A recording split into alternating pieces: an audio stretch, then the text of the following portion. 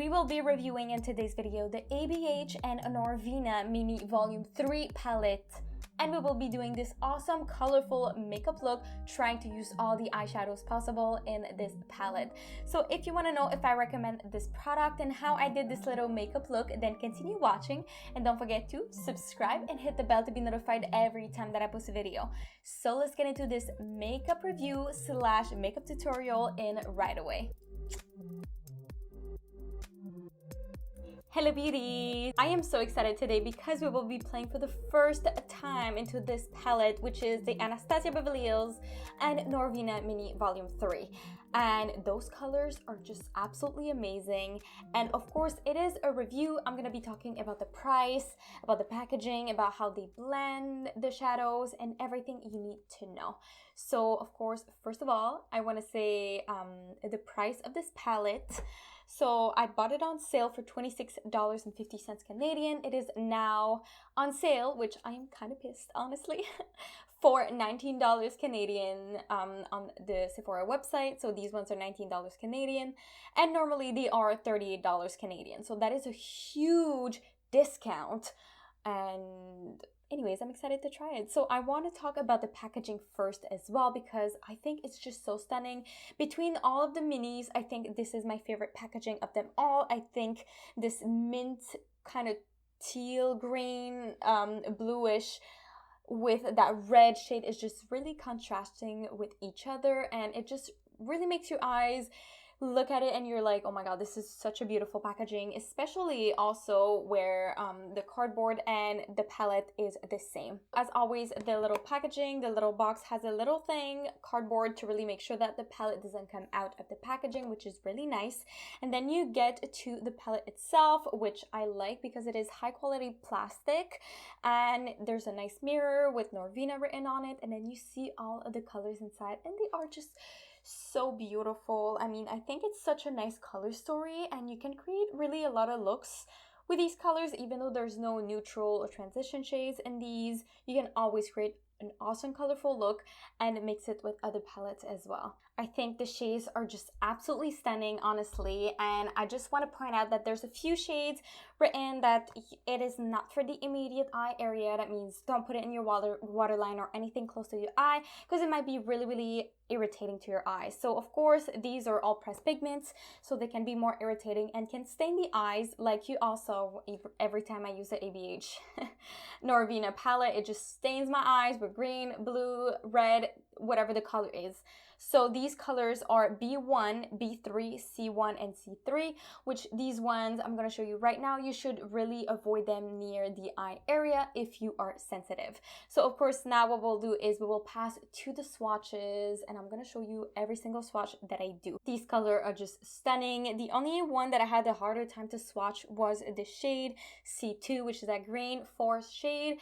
But as I say always, swatches do not mean that the shadows will not work properly. Of course, we will try them on my eyes, and I think I'm gonna go for kind of like a blue-red look for today, just because that is the whole concept of the palette. What I need to do first is, of course, put some primer on my eyes. So I'm gonna go put the ABH eye primer on my eyes, and then I will be right back. I am going into the shade B1, and I will just go in it really carefully. So I'm putting it just over my crease. So when I open my eyes, I'm just putting it very thinly over my crease and then creating the shape that I want my eye to be. And I'm going to do this for both of my eyes, and after that we will blend other colors in it, and it's going to be super pretty. Can't wait for the final result, honestly. So far the color is very pigmented. As you can see, it looks really good. The next thing you want to do is to pack the color where you placed the line, so it is very pigmented. After you did that step, you will be blending out a little bit on your hand with the excess. You will still take the same brush and be very precise and blend out the edges all around. So as you can see, these shadows blend very well by themselves. So what I'm going to do is I'm going to go do the other eye like this one, and then we will add other colors. To help blend out this shade, which is, it works really well, it blends really well, I will be using the shade B3, which is that light pink with some shimmers in there. And I'm just going to be applying it a little bit on this pencil brush, and then I'm just going to be slightly putting it here on top and then blending it. And of course, like I'm tapping in it really slightly, removing the excess, and then I'm just blending it out in here. And I think it's gonna add more precision to the blending, and it's gonna be kind of like a transition shade for the blue that we will put right after. All right, so these colors are truly blended, and now what I'm gonna do is I'm gonna take that little blue shade and I will be putting it on the outside of this. So it's gonna go from red to blue. Little pencil brush, taking the shade B2, and I will just slightly tap it and start putting that shade very lightly on the outside, just because I don't know how pigmented and what it's gonna look like. So I'm just starting to apply the blue shade on the outside, and I am blending it into the pink. And I think for now, I'm just gonna place it in the outer corner of the eye, and then we will see how it goes when I apply the other shade. So I'm gonna be blending it, of course, with my little brush, and I will go back and forth with the pink and the blue, making sure that all of this is well blended together, so it creates like a nice transition from the pink to the blue. All right, so this is fully blended. I think it looks so good. These shadows just blend very beautifully together. So now what I'm gonna do is I'm gonna be placing a little bit of the green shade, which is C2, under my eyes, just because I want to use as many shades as possible. Of course, I'm not gonna be using all the shades because it's gonna be pretty hard to do with one makeup look. So I'm just gonna be using the green shade under my eyes, and I think it's gonna look very nice. This shade doesn't work as well. I think it's like drier than the other shades. So now I'm just gonna take with the same brush the blue and then blending it into the green, and it blends pretty well. I think it's really good. Maybe it's just the brush. And then I'm gonna put the blue shade also in the inner corner of my eye under my lash line.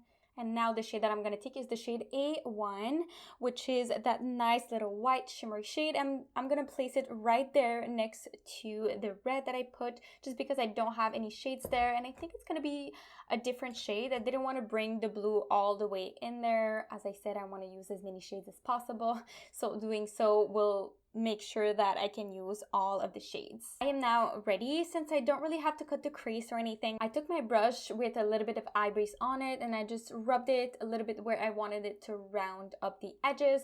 I don't really think I need to cut the crease because I was very careful with how I was applying my eyeshadow and everything. So now what I'm going to do is I'm going to be applying the shade A3 in the inner corner of the eye, and then I will finish off with the outer corner in the cut crease with the shade A2, and then I'll put in the inner corner as well some A1. So I think I'm gonna start with the shade A1 just because of how light it is. That is how it looks like with the little blue in the inner corner. I think it looks very nice, and I'm bringing it on top of the other shade. And I also put a little bit of MAC Fix Plus because it wasn't pigmented enough and it didn't want to go on. So now it looks pretty nice mixing those two shades. I think it looks beautiful. And now it doesn't look really together just because of, like, I don't have any lashes or anything. So that's what it looks like. So I'm gonna go finish off with my little mascara and everything, and then I'll be right back. All right, so this is the final look with the palette. My God, I went a little crazy with the colors. I tried to use as many shades as possible. That's what it is. So I came up with this little makeup look, very colorful. I used all the shimmers. I used most of the colors. And I have a few things to say about the shadows. So if I look at the little palette, of course, I have the shimmers, which they are pressed very, very hard. So the first shimmer, which is that white little shimmer, it is hard to pick up with the brush. It is a little bit drier. It's still creamy when you apply it with your finger, but overall, you will have to really pack it on and use some Fix Plus if you want this to be really pigmented. Then you have those two shimmers, which is A2 and A3, which those shimmers were really hard to apply on the lid especially with a brush. It was really dry. It's like there's not enough creamy consistency in the shadow, so it does take a little bit more time to apply the eyeshadow compared to other shimmers that I used before. You can still have a very nice pigmentation with these shimmers. It looks very nice, but they are more on the drier side, which at least I can apply them a little bit with the brush, but it's still very hard. So that's why I recommend using them with the Fix Plus or any setting spray. After that, when I get to the matte, the Ren Matte, the pink, so the shade B1, B2, and B3, they all blended very, very nicely. They are buttery. They look very blended, super nice. So there were no problems at all with these shadows. But when I went to the green shade, which is the shade C2, this one was really dry compared to the other ones. And I had to pack it for a longer period of time. Even when you look, it doesn't go all the way to my lash line on this side. And it was a little bit more patchy than the rest of the shades. But when you take your time with it, it does blend very well. It blends with the shadows and it looks really nice.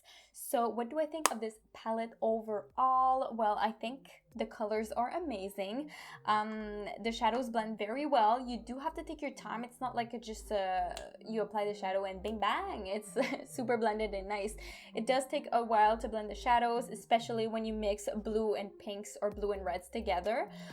But overall, they look very nice. The green blends into the blue. Everything is super blendable. The pigmentation is there. It just takes a little bit more time than other eyeshadow palettes that I tried before. So I do highly recommend this palette. I think it's very nice and I will be using it all the time for sure, 100%. I love the shimmers. I love the shadows, the mattes, everything. Of course, some shadows take a little bit more time to work with, but you can always make them work. And if you have the time to play with it, well, you can spend hours doing your makeup look and it's gonna be perfect. So that's what it is, and that is the look that I came up with. So tell me down below if you have this palette, if you love ABH eyeshadows, or if you're more on the fence, or I don't know. So that's what it is.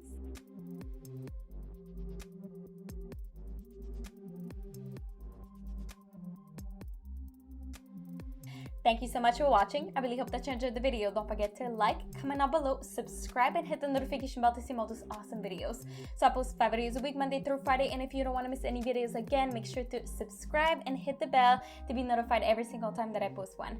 So I really, really love you, beauties, and I will see you in the next one. Bye, beauties.